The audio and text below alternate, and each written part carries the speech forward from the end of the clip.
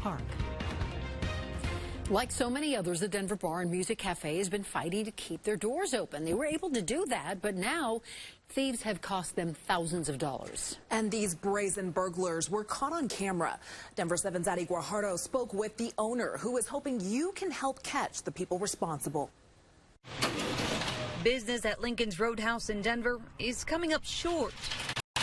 The stage that hosted live blues music and attracted customers for decades sits empty. It's been a struggle. James Housley has poured more than 20 years of his life into the bar. Sir, how are you doing over there? COVID-19 closed the bar for several weeks and put live performances on hold indefinitely.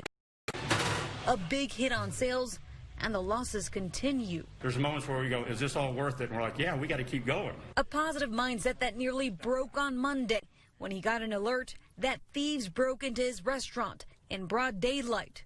It was only 9 a.m. Here's the video of the criminals coming in the back door. In the video, you see a burglar try to pry the register open time and time again. Both pieces are unusable. One even grabs bottles of alcohol to go.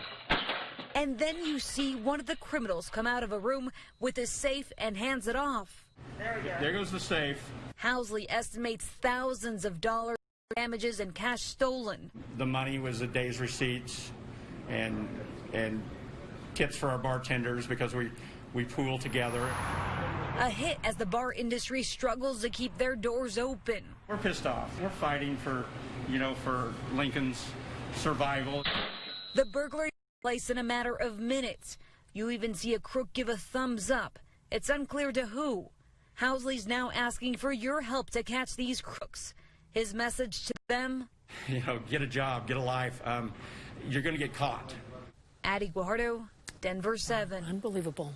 A major setback for Special Olympics Colorado. Someone stole this trailer and about $4,000 worth of sports gear in it, including all flag football and bocce ball equipment for athletes. It was taken at the Special Olympics Colorado building in Centennial over the weekend. Nobody wants a $4,000 hit right now, least of all a nonprofit organization in the position we're in. So it's too bad. The trailer has the Aspire branding on it, and if you see it or you know anything about the theft, please contact the Arapahoe County Sheriff's Office. Special Olympics has set up a fundraiser to cover the losses, so if you'd like to donate, we do have a link up on our website, thedenverchannel.com. Some chilling photos released today from Denver police. 3 people wanted in connection with the arson and murders of a Senegalese family. You can see them wearing masks. They got away in a dark-colored 4-door sedan. Investigators are offering a $14,000 reward for information leading to the arrest of these 3. Jabril Diol, his wife, daughter, sister, and niece all died in the fire. A formal nomination for Joe Biden. Tonight, he officially secured enough delegates to become the Democratic presidential nominee. Tonight, we continue our 360 coverage on night 2 of the Democratic National Convention. Colorado Republicans are responding, and we're talking to a Colorado delegate who says he feels let down. First, here is Chief Investigator Tony Kovaleski with a look back at tonight's highlights.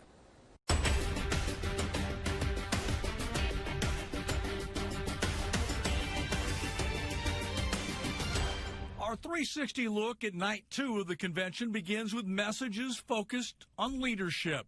First from Sally Yates, a former acting attorney general fired by the president. But from the moment President Trump took office, he's used his position to benefit himself rather than our country. Put simply, he treats our country like it's his family business, this time bankrupting our nation's moral authority.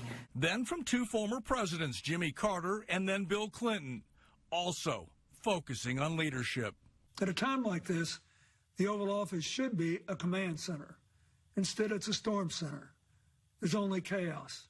Just one thing never changes: his determination to deny responsibility and shift the blame. The buck never stops there. Now you have to decide whether to renew his contract or hire someone else. It was also a night for the formal roll call vote and a moment for our state. Colorado will cast 36 votes for Bernie Sanders and 42 for our next president, Joe Biden. And Colorado got another moment in the night 2 spotlight. Hey, Laura, how you doing? Yes, how you doing? Colorado's Laura Packer joined the national discussion on health care. Ever since I was diagnosed, every night I'd go to bed concerned about what news I would get in the morning. And even today, they're still trying to take away our health care. She's a stage 4 cancer survivor. Your reaction when you realized you're going to be part of the Democratic National Convention? I was shocked and honored. And I never, ever would have thought that I would be on the stage, even if just virtually. The night concluded with the story of Joe Biden and his wife, Jill, and included more focus on the word of the night, leadership. So many classrooms are quiet right now. The playgrounds are still. But if you listen closely, you can hear the sparks of change in the air. Across this country, educators, parents, first responders, Americans of all walks of life are putting their shoulders back, fighting for each other. We haven't given up. We just need leadership worthy of our nation.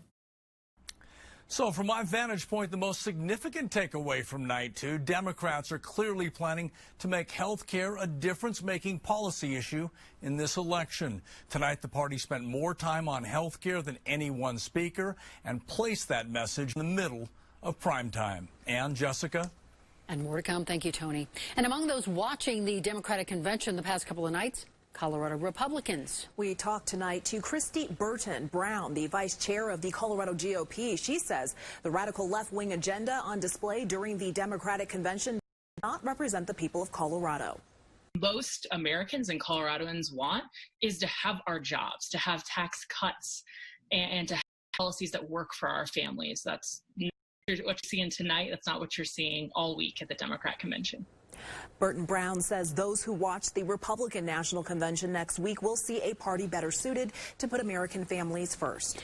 Now, President Trump arrived late tonight at Joint Base Andrews following trips to Iowa and Arizona, where he reviewed the progress of the construction of a border wall.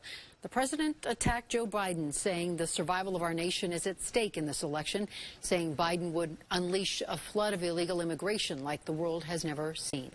As we look back on the first night of the 2020 Democratic National Convention, TV ratings were down roughly 27% from 2016. But Democrats say people watching online was up. According to Nielsen, the 6 big TV networks averaged a combined 19 million viewers. Those same 6 networks averaged around 26 million viewers on the first night of the DNC in 2016. And another perspective in our 360 reporting tonight, we're hearing from some delegates who in a normal year would be on the convention floor. Sean Sindelman spent months running for the chance to be a Colorado delegate. He won, but for him, this virtual convention has not lived up to the hype. Instead of attending fancy parties, he's in his home office on a computer. I just was like let down because this is my first time running as a delegate. It's probably going to be my only time running as a delegate. All these meetings are more or less glorified webinars. It's literally going to be like a week's long just session of sitting in my office. Now, on the flip side, we did keep a live camera on this 18-year-old delegate, Jiva Synthal-Nathan, during night 1 of the DNC, and there were plenty of smiles, and this delegate says she heard plenty of inspiring messages during some of the speeches. Now, you can count on us to continue our 360 coverage tomorrow for night 3 of the DNC, where we expect to hear from House Speaker Nancy Pelosi, Hillary Clinton, Barack Obama, and Vice Presidential nominee Kamala Harris. You can also watch the coverage live on our streaming apps for Roku, Amazon Fire, and Apple TV. The governor is thanking Coloradans for doing your part in helping curb the spread of coronavirus. The state health department says we recorded our lowest 3-day average positivity rate at 2.18%, the lowest since the pandemic began.